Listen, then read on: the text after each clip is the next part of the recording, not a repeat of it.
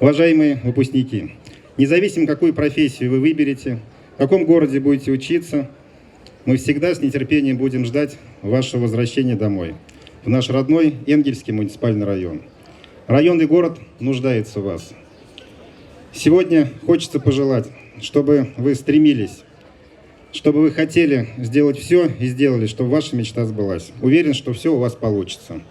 В добрый путь, дорогие ребята!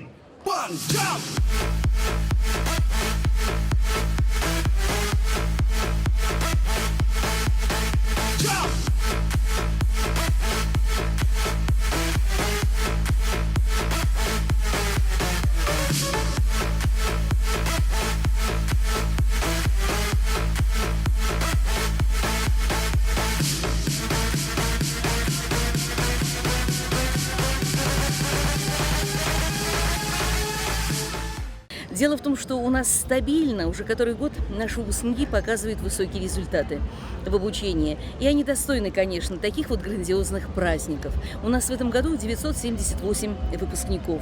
Это ребята, которые закончили 11 класс. И мы сегодня по праву ими гордимся, потому что результаты высокие. У нас сегодня 98 выпускников у нас сегодня являются медалистами. У нас 11 человек получили 100 баллов по результатам экзаменов. Это физика, химия, математика. Впервые такой результат, можно сказать, по 100-бальникам. Мы сегодня видим, что качество обучения в школах Энгельского муниципального района высокое. Конечно же, будем всячески это поддерживать. И в этом году мы несколько меняем сеть образовательную. У нас появится физико-технический лицей. Это учреждение повышенного статуса. И, собственно говоря, мы его создаем по потребности, по заявке родителей и учеников.